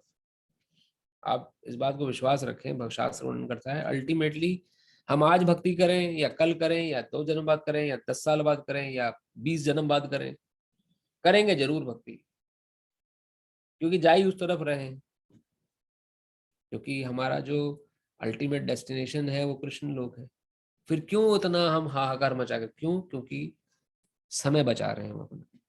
आज अगर भक्ति कर लेंगे तो समय बच जाएगा थोड़ा सा, हम जल्दी पहुंच जाएंगे अपने घर धाम। अगर आज लापरवाही हो गई, आज छोड़ दिया, अरे छोड़ो जितना करा था करा, अब आगे देखा जाएगा, तो उसमें कोई अपराध, कोई पाप नहीं है। अगर आप भक्ति के, कितने लोग ऐसे हैं जो जुड़े सन्यासी के पद पे पहुंचने के बाद भी विवाह कर लिया, शादी कर लिया, अपना संसार को ज्वाइन कर लिया दोबारा से, उसमें कोई गलत नहीं है। माया देवी है ही इतनी स्ट्रांग। माया देवी से लड़ना ही तो डायरेक्ट बैटल है माया से। भक्ति जो है वो सीधी सीधी लड़ाई है माया से। माया कहेगी चाय पी लो, ठीक हो जाएगी तबीयत। भक्ति कहती है चाय निषेध है। चाय पीना कोई अपराध नहीं है, आप पी सकते हैं, उससे कुछ पाप नहीं लगे, पाप पुण्य समय लग जाएगा, उतना अंतर बढ़ जाएगा, उतनी देर से भक्ति शुरू करने को मिलेगी। हो सकता है आज हमने चाय का सेवन किया या कुछ ऐसा मांसाहार का सेवन कर लिया या कुछ ऐसा कर लिया, तो हमें अगले जन्म में उसी पशु शरीर में जाना पड़ जाएगा या निम्न योनियों में जाना पड़ जाएगा, निम्न योनियों में, या किसी ऐसे घर में जन्म मिलेगा जो भक्ति से बहुत दूर है। फिर जाके कब जाके आगे मौका मिलेगा, भगवान की भजन भक्ति कहीं पर हो रही होगी, फिर वहां जाके हमें जन्म मिलेगा। आज से 10 करोड़ साल बाद, 20 करोड़ साल बाद, तब जाके फिर भक्ति उदय होगी, होगी जरूर। शास्त्र वर्णन करता है, आज नहीं तो ऐसा नहीं कि कभी नहीं। शास्त्र भक्ति में ऐसा नहीं है। इसलिए समझदार व्यक्ति क्या करता है, मौका आज मिल रहा है तो आज ही ले लेना चाहिए मौका। काय को आगे के लिए रखें, क्यों हम आगे के लिए छोड़ें, किसे क्या पता कब मिलेगा मौका। भगवान के धाम जा रहे हैं तो क्या हम चाय कॉफी नहीं छोड़ सकते? क्या हम मांस मच्छी अंडा खाना नहीं छोड़ सकते? क्या हम नियमों का पालन नहीं कर सकते? क्या हम श्रद्धा से भक्ति नहीं कर सकते? जो जो समझदार व्यक्ति, जो जो जो जागरूक है, वो समझ जाता है। वही भगवान है वर्णन कर रहे हैं कि ये संपूर्ण जगत जो भक्ति नहीं, श्रद्धा नहीं रख पाते, वो मुझे प्राप्त नहीं कर पाते। इसका अर्थ क्या है कि वो, उसको ऐसा नहीं कि भगवान छोड़ देते हैं। जिसको श्रद्धा नहीं है भगवान में, वो भी तो सांस ले रहा है, वो भी, उसको भी तो खाने को मिल रहा है, उसका भी तो शरीर, उसके आसपास सब वातावरण सही काम कर रहा है। जो भगवान में श्रद्धा नहीं रखते, जो बिल्कुल ही नास्तिक व्यक्ति है, जो मानता ही नहीं भगवान में, उसकी भी तो सांसें ऊपर नीचे चल रही हैं। वो कौन चला रहा है? भगवान ही तो चला रहे हैं। अपने आप थोड़ी वो कुछ कर रहा है, या कहीं से एक्सटर्नल हेल्प ले रहा है अपनी ब्रीथ इन ब्रीथ आउट को करने के लिए। उसका भी हार्ट सही काम कर रहा है, पंपिंग कर रहा है, उसका सारा सिस्टम सही काम कर रहा है, वो भी पैसे अच्छे कमा रहा है, बिलियनियर बन रहा है। भले ही नास्तिक है लेकिन करोड़पति है। इसका मतलब कि भगवान की कृपा है तभी तो कर पाया वो। लेकिन इसमें हमें समझना चाहिए कि कहाँ अंतर है। फिर अंतर ये पड़ जाता है कि कितना उसका भगवान के प्रति श्रद्धा जागृत हुई। इसलिए श्रद्धा का सारा खेल है। श्रद्धा अगर नहीं जागृत है तो जैसा जीवन जी रहे हैं वैसा जीते रहिए, ना कोई रोकने वाला होगा ना टोकने वाला होगा। कभी आगे जाके श्रद्धा जगेगी भगवान में तो भक्ति मिल जाएगी। लेकिन अगर श्रद्धा है कि भगवान से जुड़ना है, नहीं, बस अब संसार के दुखों का अंत करना है, अब इस संसार में बार बार मरने के लिए नहीं आना है। अब संसार में कुछ मिल ही नहीं रहा है। कितने जन्म तो हो गए, संसार से क्या मिला अभी तक हमें? कुछ हम पिछले जन्म से लेके आए अभी इस जन्म में। अब जैसे जनरली सभी के ऑफिस में होता होगा कि कुछ लीव्स कैरी फॉरवर्ड हो जाती हैं अगले साल के लिए। जो लीव्स कैरी फॉरवर्ड नहीं होती हैं तो उनके लिए लोग क्या करते हैं, उन छुट्टियों को अवेल कर लेते हैं कि वो तो बर्बाद हो जाएंगी छुट्टियां, साल खत्म होगा तो छुट्टियां बर्बाद हो जाएंगी। और जो लीव कैरी फॉरवर्ड हो जाती हैं अगले साल के लिए, उनको बचा के रखते हैं, चलो अगले साल इस्तेमाल कर लेंगे या लीव को कैश करा लेंगे। यहाँ पर कैरी फॉरवर्ड कुछ नहीं होगा भौतिक जगत में। जो है वो यही है और कुछ हाथ में जाने वाला नहीं हमारे। तो इसलिए हमें भगवान समझा रहे हैं कि जो हमारे हाथ से कैरी फॉरवर्ड होना है भजन साधन जो हमने किया। जितना हमने भगवान का कीर्तन किया, नाम जप किया, वो आगे कैरी फॉरवर्ड होगा, उसे ही कैश करा पाएंगे हम। और कुछ इस संसार का कैश नहीं हो पाएगा। तो अगर आपका मन लगता है एंजॉयमेंट में, संसार में खूब रंगारंग कार्यक्रम में मन मनोरंजन करने में, तो उसको उसको कर लीजिए, उसको कोई बुराई नहीं है, उसको अपराध नहीं है। लेकिन भगवान की भक्ति से दूर हो जाएंगे। कोई बात नहीं, 10 करोड़ साल बाद, 20 करोड़ साल बाद फिर जन्म मिलेगा भगवान मनुष्य बनने का, तब मौका मिल जाएगा। अगर इतना लंबा समय वेट कर सकते हैं तो जैसा जीवन जी रहे हैं वैसा जीते रहिए। अगर नहीं कर सकते वेट, तो फिर आज जागरूक होने की आवश्यकता है। अब जागरूक होना है, क्योंकि अब ये जन्म बर्बाद नहीं होने देना। ये जन्म बर्बाद अगर हो गया तो फिर अगला जन्म कब मिलेगा ये पता नहीं है। अगर ऐसी आग मन में लगी हुई है तो भक्ति हो जाएगी सरलता से। अगर वो आग नहीं लगी है तो जैसा जीवन जी रहे हैं वैसा जीते रहिएगा। कोई नहीं रोकने टोकने वाला, कोई बोलेगा ही नहीं कि आप गलत कर रहे हो। उल्टा और प्रोत्साहन करके आपको गलत काम करवाएगा। उल्टा आपको प्रोत्साहित करेगा गलत काम करने के लिए। ऐसा ही संसार बना है। तो इन सब चीजों से हमें बचना है। यहाँ भगवान आगे वर्णन करते हैं कि कुंती पुत्र, इस भौतिक प्रकृति मेरी शक्तियों में से एक है, मेरी अध्यक्षता में कार्य करती हैं, जिसने सारे चर अचर प्राणी उत्पन्न होते हैं। इनके शासन में ये जगत बारंबार सृजित और विनष्ट होता रहता है। तो भगवान ने जहाँ लूला कर दिया कि संसार उत्पन्न होगा, अब फिर से जीव पैदा होंगे, तो वही संसार फिर से उत्पन्न हो जाएगा। सृष्टि को सुनना पड़ेगा भगवान की बात, फिर से सृष्टि होगी। जो जीव मुक्त नहीं हो पाए हैं हम जैसे, वो फिर से पुनः जन्म लेंगे संसार में, फिर अपने कर्मों के अनुसार शरीर प्राप्त करेंगे और वैसा जीवन चलता जाएगा। और जो लोग मुक्त हो चुके हैं वो इस सृष्टि के बारंबार सृजन और संहार से बच जाएंगे और भगवान के धाम में निवास करेंगे। और वो निवास इटर्नल निवास होगा, कोई उसमें फिर हस्तक्षेप नहीं भगवान के धाम में। और ये बातें प्रैक्टिकल भी लगती हैं। आप खुद सोचें कि हम इस संसार में आते हैं, कैसे आते हैं, क्यों, कौन डिसाइड करता है कि हम संसार में किसके घर में पैदा हों? कौन डिसाइड करता है कि हम संसार में किसके संतान उत्पन्न होंगे? तो ये सब चीजें हमारे साइंस के परे से बातें हैं, तो इनको हमें शास्त्र दृष्टिकोण से समझना पड़ेगा। और इन्हीं बातों को शास्त्र समझाता है कि अगला जीवन भी डिसाइड कैसे हो कि आपको कहाँ मिले। तो उसके लिए अभी काम करना है। जो लोग जागृत अवस्था में हैं, जो लोग जगे हुए हैं, जो लोग समझ चुके हैं इस ज्ञान को, जो लोग नहीं समझे हैं वो वैसे ही जैसे प्रकृति के नियम द्वारा भगवान वर्णन कर रहे हैं, सृजन संहार होता रहेगा और बार बार पैदा और बार बार संसार छोड़ के जाते रहेंगे। तो आज अभी तक भगवान ने इस श्लोक में पिछले हफ्ते जो भगवान ने वर्णन किया था वो उनमें से कुछ इंपॉर्टेंट श्लोक हैं। 21वें श्लोक से हम थोड़ा सा रिवाइज कर लेते हैं। जो लोग संसार में जन्म लेते हैं और कार्य करते हैं खाली स्वर्ग के सुख को प्राप्त करने के लिए, उसके लिए भगवान क्या कह रहे हैं? इस प्रकार जब वे विस्तृत स्वर्गिक सुख को भोग लेते हैं और उनमें पुण्य कर्मों को फल क्षीण हो जाते हैं तो मृत्यु लोक में पुनः लौट आते हैं। तो स्वर्ग भी जो है वो परमानेंट गंतव्य नहीं है। स्वर्ग में भी जब तक बसेरा मिलेगा, जब तक हमारे पुण्यों का रिकॉर्ड है। जैसे ही हमारा पुण्यों का रिकॉर्ड खत्म हुआ, स्वर्ग से भी हमें भगा दिया जाएगा और वापिस संसार में डाल दिया जाएगा। अब दोबारा संसार में आएंगे, मनुष्य में आएंगे, कैसे आएंगे वो पता नहीं, और फिर से जन्म मृत्यु का चक्कर मिल जाएगा। इस संसार में आना मतलब जन्म मृत्यु का चक्कर। किंतु जो लोग अनन्य भाव से मेरे दिव्य स्वरूप का ध्यान करते हैं, निरंतर मेरी पूजा करते हैं, उनकी जो आवश्यकताएं होती है उसे पूरा करता हूँ और जो उनके पास नहीं उनकी मैं रक्षा करता हूँ। यहाँ भगवान ने वर्णन किया है योगक्षेम वहम्यहम्, मैं रक्षा करूंगा जो आपके पास है उसकी, और जो नहीं है वो प्रदान करूंगा। गारंटी है मेरी अगर भक्ति में करोगे आप, कोई इसमें दो राय नहीं है। कितना आश्वासन दे रहे हैं भगवान यहाँ पर। जो नहीं है वो प्रदान करेंगे और जो है उसकी रक्षा करेंगे।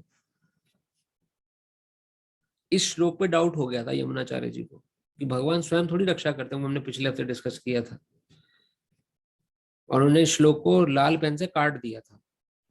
तो भगवान ने कैसे अन्न का भंडार पहुंचा दिया था उनके घर पर, लेकिन पीठ पे लाल कोड़े पड़े हुए थे। श्लोक नंबर 25, यान्ति देवता देव पित्रांति पितृव्रतः भूतानि यान्ति भूतेज्या यान्ति मध्याह्नो अपि माम। जो देवताओं की पूजा करते हैं वे देवताओं के बीच में जन्म लेंगे, जो पितरों को पूजते हैं वे पितरों के पास जाते हैं, जो भूत प्रेतों की उपासना करते हैं वे उन्हीं के बीच जन्म लेते हैं, और जो मेरी पूजा करते हैं वे मेरे साथ निवास करते हैं। अब चॉइस हमारी है, हमें कहाँ निवास करना है। तात्पर्य श्रील प्रभुपाद की जय। यदि कोई चंद्रमा, सूर्य या अन्य लोगों को जाना चाहता है तो वह अपने गंतव्य को बताए गए विशिष्ट वैदिक नियमों का पालन करके प्राप्त कर सकता है। वेदों में सब कुछ है। अगर आपको किसी पर्टिकुलर लोक में जाना है तो आप किसी भी वेद पुराण को पढ़ के वहां जाने का गंतव्य पद प्राप्त कर सकते हैं। कैसे जा सकते हैं, वहां पहुंच भी जाते हैं। इसका विशद वर्णन वेदों में कर्मकांड अंश दर्श पौर्णमासी में हुआ है। यहाँ पर वर्णन है। अगर किसी को किसी पर्टिकुलर लोक में जाने की इच्छा हो तो वेदों के कर्मकांड अंश दर्श पौर्णमासी में जाके पढ़ सकते हैं। ये सेक्शन है दर्श पौर्णमासी, जहाँ पे सब अंकित है कि कौन से लोक की प्राप्ति कैसे होती है, जिसमें विभिन्न लोकों में स्थित देवताओं के लिए विशिष्ट पूजा का विधान है। इसी प्रकार विशिष्ट यज्ञ करके पितृलोक प्राप्त किया जा सकता है। पिशाच पूजा को काला जादू कहते हैं। अनेक लोग इस काले जादू का अभ्यास करते हैं और सोचते हैं कि यह अध्यात्म है, किंतु ऐसा कार्यकलाप नित्यांत भौतिकतावादी है। इसी तरह शुद्ध भक्त केवल भगवान की पूजा करके निसंदेह वैकुंठ लोक तथा कृष्ण लोक की प्राप्ति करता है। इस श्लोक के माध्यम से यह समझना सुगम है कि जब देवताओं की पूजा करके कोई स्वर्ग प्राप्त कर सकता है, तो शुद्ध भक्त कृष्ण या विष्णु लोक को क्यों नहीं प्राप्त कर सकता। दुर्भाग्यवश अनेक लोगों को कृष्ण तथा विष्णु के दिव्य लोकों की सूचना नहीं है। ये मुसीबत है, ये पता ही नहीं है, हम जानते ही नहीं हैं कि ये दिव्य लोक भी एग्जिस्ट करते हैं, क्योंकि पढ़ाया नहीं गया, स्कूल कॉलेजों में नहीं पढ़ाया गया, हमारे माता पिता को नहीं पता था, उनके माता पिता को नहीं पता, उनके पूरा गैप है। देखिए पीढ़ी दर पीढ़ी का गैप है ये। किसी ने इसके प्रति जागरूकता जाहिर ही नहीं करी कभी। क्या किस बात की जागरूकता जाहिर करी? खूब मेहनत करो, खूब 8 से 8 घंटे की एकदम गधे की तरह से काम करो, उसके बाद भी सुखी नहीं होगे। उसके बाद भी ये क्लेम करके एकदम डंके की चोट पे हाथ खड़ा नहीं कर पाओगे कि मैं सुखी हूं। जो पैसे मिलेंगे उसमें राजी खुशी अपना जीवन यापन करने का प्रयास करो। ये सिखाया गया है हमें कि हमें कैसे पैसा कमाना है, पैसा कमाने के बाद करना क्या है ये बताया नहीं गया। इसलिए यही श्रीला प्रभुपाद समझा रहे हैं कि वास्तव में कुछ लोगों को जाने उनको दुर्भाग्यवश अनेक लोगों को कृष्ण तथा विष्णु के दिव्य लोकों की सूचना नहीं है, अतः ना जानने के कारण वे नीचे गिर जाते हैं। यहाँ तक निर्विशेषवादी भी ब्रह्म ज्योति से नीचे गिरते हैं। इसलिए कृष्ण भावनामृत आंदोलन इस दिव्य सूचना को समूचे मानव समाज में वितरित करता है कि केवल हरे कृष्ण मंत्र के जाप से ही मनुष्य सिद्ध हो सकता है और भगवत धाम को वापस जा सकता है। इसलिए प्रचार कार्य बहुत जरूरी है। इसलिए ये रिवीजन जो हम कर रहे हैं, मैं आप लोगों के माध्यम से इसको कराने प्रयास कर रहा हूँ, जिससे कि आप सब भी इस प्रचार कार्य में जुड़ सकें। आगे आपके मित्र हैं, आपके सगे संबंधी, किसी को प्रचार कर सकें कि ये संसार क्षणिक है। ये जैसे हमारे लिए क्षणिक है, वैसे सबके लिए क्षणिक है। जैसे हम लौट के आ सकते हैं संसार में, वैसे कोई भी संसार में लौट के आ सकता है। और जितनी बार संसार में लौट के आएगा, उतनी बार उसे जन्म मृत्यु जरा व्याधि दुख दोषाणु दर्शनम, ये सब दर्शन करने पड़ेंगे। वो नहीं बच सकता, वो कोई नहीं बचा सकता। प्रकृति का नियम ही है। जैसे नियम चालू है ना, नियम चल रहा है। वो जैसे किसी मशीन में आप कोई सॉफ्टवेयर प्रोग्राम लोड कर दीजिए, अब आप अपनी बाहर से इच्छा जाहिर करिए कि ये सॉफ्टवेयर ऐसे नहीं ऐसे एग्जीक्यूट करे, वो सुनेगा ही नहीं आपकी। वो तो वही एग्जीक्यूट करेगा जो प्रोग्राम लिखा हुआ है, उसके आगे वो कुछ करेगा ही नहीं, ना सोचेगा। आर्टिफिशियल इंटेलिजेंस जैसे कहते हैं। आपके मन में चाहे ऐसा आ रहा कि नहीं है, काश ये मशीन ऐसा कर दे या ऐसा कर दे कुछ, या जैसे एक मशीन आटा पीसने की मशीन है, आटा चक्की मशीन, वो 10 किलो गेहूं का आटा पीसती है एक बार में। मन में आए कि अरे कब मैंने भले ही 10 किलो आटा गेहूं डाला है, 15 किलो आटा निकला है इससे, तो सुन लेगी मशीन? वो नहीं सुनेगी। वो तो 10 किलो आटे का 10 किलो गेहूं का 10 किलो आटा ही निकालेगी। उसी प्रकार से ये नियम, ये संसार एक मशीनरी है, एक मशीन है संसार जो चल रहा है। इसमें जो नियम है वो नियम लागू हो रहे हैं। उन नियमों की जानकारी होनी बहुत जरूरी है, नहीं तो दोबारा से संसार में आना पड़ेगा। कोई सुनवाई नहीं है कहीं पर भी, किसी को बोल नहीं पाएंगे हम। हमारे गुरु महाराज जी बहुत डंके की चोट पे बोलते हैं, बोल नहीं पाएंगे किसी को कि क्या क्यों हमने ऐसा किया। गवाही जब देंगे चारों दिशाएं, सूर्य चंद्र तारे, जब हमारे कर्मों की गवाही देंगे आगे यमराज जी के आगे, तो एकदम चुप्पी साध के खड़ा रहना पड़ेगा। कुछ कह भी नहीं पाएंगे कि ऐसा क्यों किया हमने। कोई दलील वहां प्रस्तुत नहीं करी जाएगी। बोला जाएगा अरे तुम्हें तो सब कुछ था अवेलेबल, प्रभुपाद जी के समय में जन्म मिला, महाप्रभु 500 साल पहले होके गए, भगवान 5000 साल पहले होके गए, भगवत गीता वितरण हो रही थी, भगवत गीता क्यों नहीं पढ़ी? अरे तब यही बोलेंगे भाई हमें समय नहीं मिलता था। क्यों नहीं समय मिला? जिन लोगों ने पढ़ी उनको पास भी तो 24 घंटे थे, उनके पास क्या 26 घंटे थे? जो लोग पढ़ते थे भगवत गीता, तुमने क्यों नहीं पढ़ी भगवत गीता? तुमने क्यों नहीं भगवत गीता को अमल किया? नहीं हमसे नहीं हो पाता जी, हमारे घर में बड़ा रिस्ट्रिक्शन था। क्यों रिस्ट्रिक्शन था?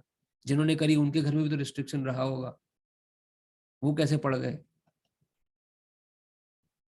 गरुड़ पुराण में वर्णन है इन बातों। गरुड़ पुराण में यमदूत जब आते हैं वो एक नहीं सुनते, वो सिर्फ एक की सुनते हैं, यमराज जी की, बस, और किसी की नहीं सुनते वो। तो वही यहाँ ये मशीनरी है जो काम कर रही है, संसार रूपी मशीनरी। इनमें नियम है।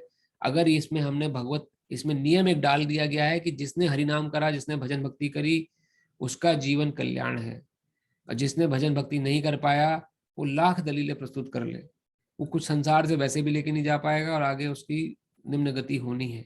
वेद पुराण ये वर्णन कर रहे हैं, और आज से नहीं कर रहे। ये नहीं कि ये अभी इस्कॉन फेमस हुआ है तो अभी से, ये वेद पुराण वर्णन कर रहे हैं अनंत काल से। सतयुग त्रेता युग से ये इन बातों को फॉलो किया जा रहा है,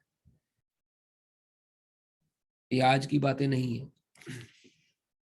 वही भगवान वर्णन कर रहे हैं कि भले ही हमें पता ना हो, अब आप कोई बोले कि जी हमें पता ही नहीं था वैकुंठ लोक विष्णु लोक के बारे में, कुछ पढ़ा ही नहीं, हमने सुना ही नहीं कभी, तो यहाँ प्रभुपाद क्या वर्णन कर रहे हैं, अतः ना जानने के कारण नीचे गिर जाते हैं। नीचे गिरने का अर्थ क्या है?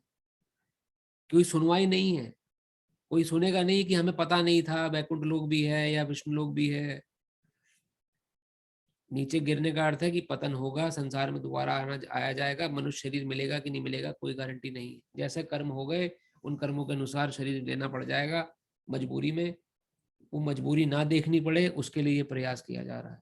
उसके लिए हम लोग पढ़ने का प्रयास कर रहे हैं ताकि हमें हमारी श्रद्धा जागृत हो, हमारे भाव जागृत हो, भगवान के प्रति प्रेम जागृत हो, ठाकुर जी के प्रति डरना नहीं है, प्रेम जागृत करना है। भले ही ना जागृत हो, हमें कम से कम ग्रेटिट्यूड प्रस्तुत करना है भगवान के लिए। भगवान जो इतना कुछ कर रहे हैं हमारे लिए, उसको एक बार थैंक यू तो बोले ठाकुर जी को। वो प्रेम में थैंक यू भी नहीं निकलता, हमारी जिंदगी बीत जाती है। हमें अच्छा परिवार दिया भगवान ने, हमें बैंक बैलेंस अच्छा बनाया, सब कुछ अच्छा करके दिया, एक थैंक यू भी नहीं निकला उनके लिए। ये तो एक तरीका का कंजूसी वाली बात हो गई है, या किम कर्तव्य मण, अपने कर्तव्य से हम गिर गए। तो ये भगवान से किस प्रकार प्रेम जागृत हो वैसे है। डर के भक्ति नहीं करनी है, डर के तो भक्ति नहीं हो पाएगी, लेकिन भक्ति करनी है प्रेम से, भगवान के प्रति प्रेम जागृत करके। पत्रम पुष्पम फलम तो यम यो मे भक्ता प्रयच्छति तदम भक्तिरूपर्थम अश्नामि प्रेतात्मना। यदि कोई प्रेम तथा भक्ति के साथ मुझे पत्र पुष्प फल या जल प्रदान करता है तो मैं इसे स्वीकार करता हूँ। और देखो वैसे हमारे ठाकुर जी मांग क्या रहे हैं? ऐसा कोई भगवान हो सकता है? मांग क्या, खाली पत्ता दे दो भाई मुझे प्यार से, कोई तुलसी पत्र चढ़ा दे मुझे प्यार से, मुझे कोई धंधा दौलत नहीं चाहिए तुम्हारी, मुझे चद्दर नहीं चाहिए, कोई महंगी महंगी चद्दरें मुझे उड़ा रहे हो, मुझे कोई बड़ी बड़ी गाड़ियां, कोई नाम यश नहीं चाहिए। ठाकुर जी कह रहे हैं क्या चाहिए उन्हें? पत्र, एक पत्र दे दो प्रेम से मुझे, तुलसी पत्र चढ़ा दो मुझ पे प्रेम पर, पुष्प फूल चढ़ा दो प्यार से, फल मिलते हैं, फल चढ़ा दो प्यार से, तो ये हम दूध या दूध से बने प्रोडक्ट या कुछ भी ये प्रेम से मुझे अर्पित करोगे मैं स्वीकार कर लूंगा उसे। ये तो मांग रहे हैं भगवान, और क्या मांग रहे हैं? ना आपका टाइम मांग रहे हैं, ना कुछ मांग रहे हैं, ना किसी प्रकार का भी कोई आपसे जीवन में हस्तक्षेप कर रहे किसी प्रकार का। और कैसे भगवान वृंदावन में जब इंद्र के कोप से पूरा वृंदावन ब्रज डूबने लगा था तो पूरे गिरिराज जी को उठा लिया, 7 दिन 7 रात तक उठा के रखा। उसके बाद भी कह रहे हैं कि मैं ब्रजवासियों की सेवा करूंगा। जब युधिष्ठिर महाराज जी ने अश्वमेघ यज्ञ रखा तो झूठी पत्तलें उठाई। भगवान कृष्ण कह रहे हैं सबकी सेवा नियुक्त हो गई। भीम जी की सेवा नियुक्त हुई कि जो भी गेस्ट आएगा उसको वेलकम करना है। नकुल सहदेव जी की नियुक्ति हुई कि सबको प्रसादम काउंटर तक लेके जाना है। अब भगवान कृष्ण बोलने लगे युधिष्ठिर महाराज से कि भैया युधिष्ठिर मेरी सेवा क्या होगी? युधिष्ठिर महाराज जी कहते हैं प्रभु आपको हम सेवा कैसे दे सकते हैं, आप तो हमारे ठाकुर हैं। नहीं मैं भी सेवा करूंगा। ठीक है तुम सेवा नहीं दे रहे हो, मैं खुद अपनी सेवा चुन लूंगा, झूठी पत्तलें उठाऊंगा मैं। कौन उठाता है झूठी पत्तलें? रथ जब हाँकना था तो सारथी बन गए। सारथी की का औहदा द्वारकाधीश थे उस समय भगवान, द्वारका के राजा। सारथी उस समय बने जिस समय सारथी को अगर डायरेक्शन देनी हो तो लात मार के बोला जाता था। अगर सीधे हाथ पे मुड़ना है तो लात सीधे हाथ पे पड़ती थी, सारथी समझ जाता था, क्योंकि इतना शोर होता था कि बोलने से मुंह से सुना नहीं देगा उसे कि रथ को सीधे मोड़ो, दाएं मोड़ो, बाएं मोड़ो, सीधे चलो। अगर सीधे चलना है तो लात सीधी सीधी पीठ पे पड़ती थी, तो समझ जाता था कि ये सीधा जाना है। अगर दाएं मुड़ना है तो जो जो रथी होता था वो सीधे हाथ पे सीधी तरफ लात मारता था सारथी के। उस समय तो भगवान ने सारथी पद अपनाया। और वर्णन सुने आप, श्रीमद् भागवत में वर्णन आता है कितने भगवान ने अपने भक्तों के कार्यभार उठाए हैं। मांग क्या रहे रिटर्न में? पत्र, पुष्प, फल और दूध। ऐसे भगवान को छोड़ना तो सच में मूर्खता है। खाली चाय कॉफी और सिगरेट शराब और जो ये लोग गलत सेवन करते हैं या जो मांसाहार करते हैं, इसके पीछे हमने अनंत कोटि ब्रह्मांड माया को छोड़ दिया। बताइए कितनी बड़ी विडंबना है। श्रील प्रभुपाद समझाते हैं तात्पर्य में, नित्य सुख के लिए स्थायी आनंदमय धाम प्राप्त करने हेतु बुद्धिमान व्यक्ति के लिए यह अनिवार्य है कि वे कृष्ण भावना भावित होकर भगवान की दिव्य प्रेम भक्ति में तत्पर रहे। ऐसा आश्चर्यमय फल प्राप्त करने की विधि इतनी सरल है कि निर्धन से निर्धन व्यक्ति की योग्यता का विचार किए बिना इसे पाने का प्रयास करना चाहिए। इसके लिए एकमात्र योग्यता इतनी ही है कि वह भगवान का शुद्ध भक्त हो। इससे कोई अंतर नहीं पड़ता कि कोई क्या है और कहाँ स्थित है। यह विधि इतनी सरल है कि यदि प्रेम पूर्वक एक पत्ती, थोड़ा सा जल या फल भगवान को अर्पित किया जाता है तो भगवान उसे सहर्ष स्वीकार करते हैं। अतः किसी को भी कृष्ण भावनामृत से रोका नहीं जा सकता, क्योंकि यह सरल है और व्यापक है। कौन ऐसा मूर्ख होगा जो इस सरल विधि से कृष्ण भावना भावित नहीं होना चाहेगा और सच्चिदानंदमय जीवन की परम सिद्धि नहीं चाहेगा। कृष्ण को केवल प्रेमा भक्ति चाहिए और कुछ भी नहीं। कृष्ण तो अपने शुद्ध भक्त से एक छोटा सा फूल तक ग्रहण करते हैं, किंतु अभक्त से वे कोई भेंट नहीं चाहते। उन्हें, इसका एग्जाम्पल दुर्योधन के मेवा त्यागे साग विदुर घर खाए और रसिया। मेवे का भंडार लगा दिया था दुर्योधन ने जब शांति दूत बन के गए थे भगवान कृष्ण। महाभारत में आप पढ़ सकते हैं। त्याग दिया कि कहा कि दुर्योधन, ना तुम मेरे मित्र हो ना मेरे हितैषी हो, मैं तुम्हारे यहाँ भोजन क्यों करूं। और विदुर जी के घर गए। विदुर जी घर में नहीं थे, खाली विदुरानी थी उस समय। विदुरानी जी देखी भगवान कृष्ण चौखट पे आए, एकदम हतप्रभ हो गई, सब कुछ भूल गई। अरे ठाकुर जी साक्षात पधारे हैं घर पे। बुलाया अंदर, बैठाया आसन पे, केला छील के खिलाने लगी और ऐसी भाव विभोर कि केला फेंकने लगी, केले का छिलका खिलाने लगी भगवान को। और भगवान भी प्रेम में भक्त के इतना डूब गए, केले का छिलका खा रहे हैं भगवान, केला छोड़ दिए। कहाँ मिलेंगे ऐसे भगवान? किस चीज की खोज कर रहे हैं हम? यही भगवान की खोज कर रहे हैं। इनको प्राप्त कर लीजिए, जीवन धन्य है। बता रहा हूँ, हमारे गुरु महाराज जी बार बार ये बात बोलते हैं। कृष्ण भगवान को जिसने छोड़ दिया, वो बात यहाँ श्रील प्रभुपाद समझा रहे हैं, वाकई में बहुत बड़ा निपट मूर्ख है। क्योंकि ऐसे भगवान नहीं मिलते, फिर नहीं मिलने वाले, जन्म बीत जाएंगे। उन्हें किसी से कुछ भी नहीं चाहिए, क्योंकि वे आत्मसंतुष्ट हैं। तो भी वे अपने भक्त की भेंट प्रेम तथा स्नेह से विनिमय स्वीकार करते हैं। कृष्ण भावनामृत विकसित करना जीवन का चरम लक्ष्य है। इस श्लोक में भक्ति शब्द का उल्लेख 2 बार यह करने के लिए हुआ है कि भक्ति ही कृष्ण के पास पहुंचने का एकमात्र साधन है। किसी अन्य शर्त यथा ब्राह्मण, विद्वान, धनी या महान विचारक होने से कृष्ण किसी प्रकार की भेंट लेने को तैयार नहीं होते। भक्ति ही मूल सिद्धांत है, जिसके बिना वे किसी से कुछ भी लेने के लिए प्रेरित नहीं किए जा सकते। भक्ति कभी हेतु की नहीं होती, यानी कि मुझे रिटर्न में कुछ नहीं चाहिए। भक्ति अगर कर रहे हैं तो ऐसा नहीं कि भगवान में भक्ति कर रहा हूं तो मुझे आप गोलोक दे देना अपना। भगवान में आपकी भक्ति कर रहा हूं तो आपके धाम आ जाऊं। भगवान में आपकी भक्ति कर रहा हूं, मुझे देव ना देव।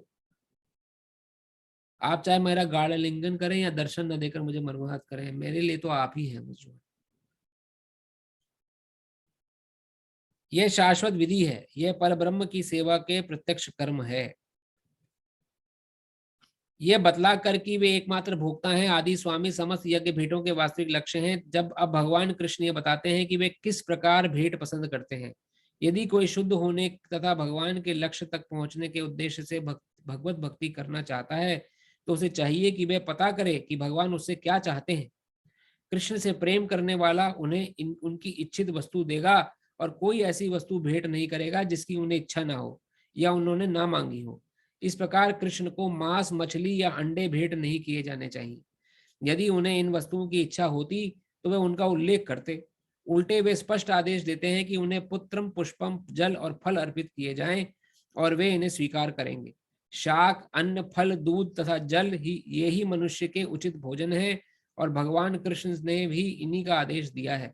इसके अतिरिक्त हम जो भी खाते हैं वे उन्हें अर्पित नहीं किया जा सकता, क्योंकि वे उसे ग्रहण नहीं करेंगे। यदि हम ऐसा भोजन उन्हें अर्पित करेंगे तो हम प्रेम भक्ति नहीं कर सकेंगे। तृतीय अध्याय के 13वें श्लोक में कृष्ण, भगवान श्री कृष्ण बताते हैं कि यज्ञ के उच्चिष्ट ही शुद्ध होता है, अतः जो लोग जीवन की प्रगति करने तथा भवबंधन से मुक्त होने की इच्छुक हैं उन्हें इसी को खाना चाहिए। उसी श्लोक में यह बताते हैं कि जो लोग अपने भोजन को अर्पित नहीं करते वे पाप भक्षण करते हैं। दूसरे शब्दों में उनका प्रत्येक कौर इस संसार की जटिलताओं में उन्हें बांधने वाला है। देखिए, अगर भगवान को बिना भोग लगाए आप कुछ भी खा रहे हैं तो हर एक कौर जो खा रहे हो आप, वो हर एक कौर आपको संसार में बांध देगा। ये मैं नहीं कह रहा हूं, ये भगवत गीता में आप पढ़ रहे हैं मेरे साथ। उसका प्रत्येक कौर इस संसार की जटिलताओं में उन्हें बांधने वाला है। अच्छा सरल शाकाहारी भोजन बनाकर उसे भगवान कृष्ण के चित्र या अर्चा विग्रह के समक्ष अर्पित करके तथा नतमस्तक होकर इस तुच्छ भेंट को स्वीकार करने की प्रार्थना करने से मनुष्य अपने जीवन में निरंतर प्रगति करता है। उसका शरीर शुद्ध होता है और मस्तिष्क के श्रेष्ठ तंतु उत्पन्न होते हैं, जिससे शुद्ध चिंतन हो पाता है। सबसे बड़ी बात तो यह है कि वह समर्पण अत्यंत प्रेम पूर्वक करना चाहिए। समर्पण अत्यंत प्रेम करना चाहिए। कृष्ण को किसी तरह के भोजन की आवश्यकता नहीं रहती, क्योंकि उनके पास सब कुछ है। किंतु यदि कोई उन्हें इस प्रकार प्रसन्न करना चाहता है तो वे इस भेंट को स्वीकार करते हैं।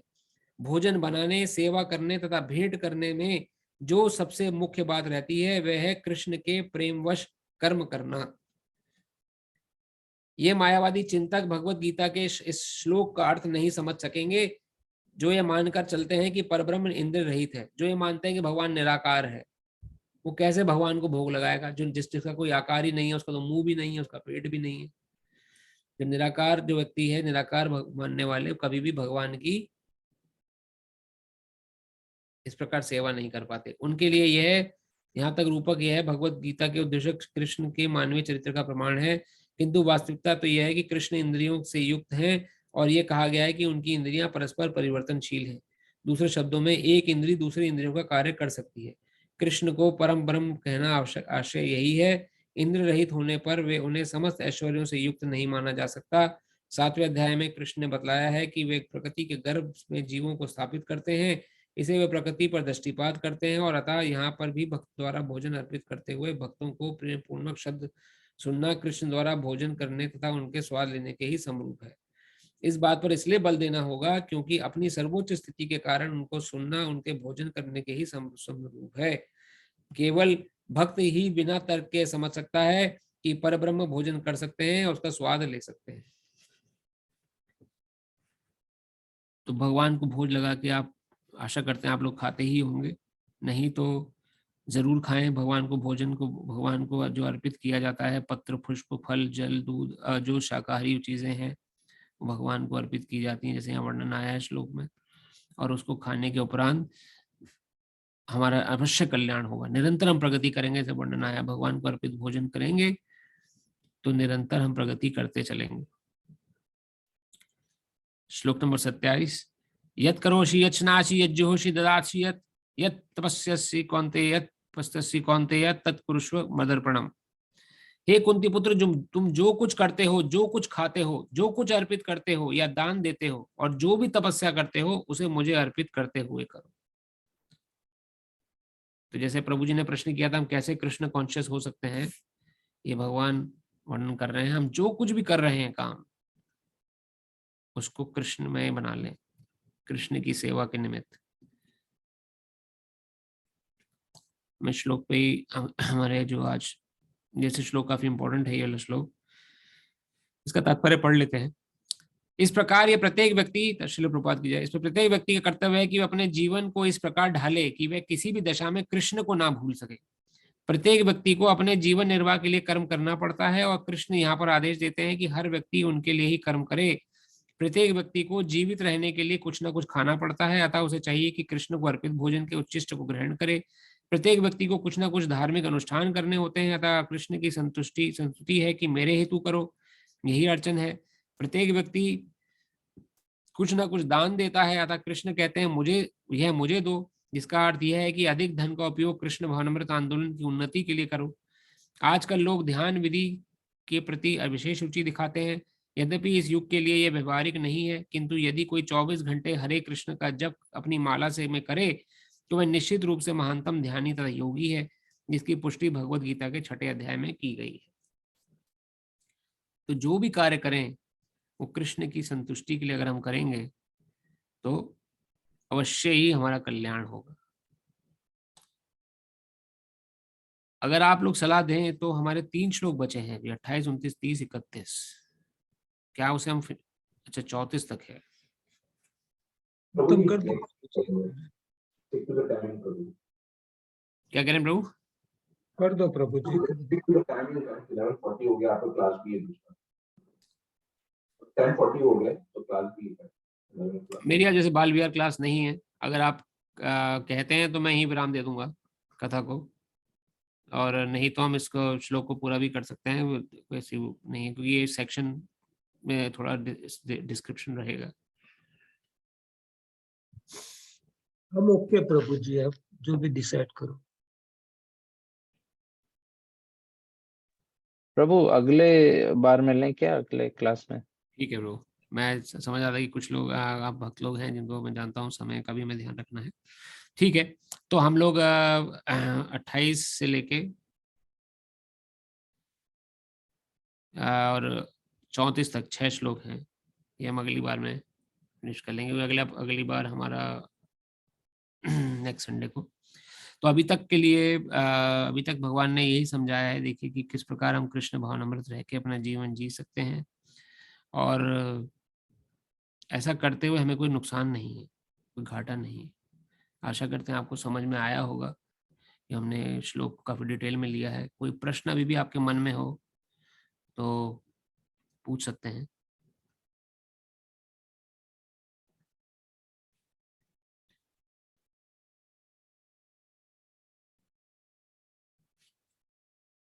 मुझे एक सवाल है।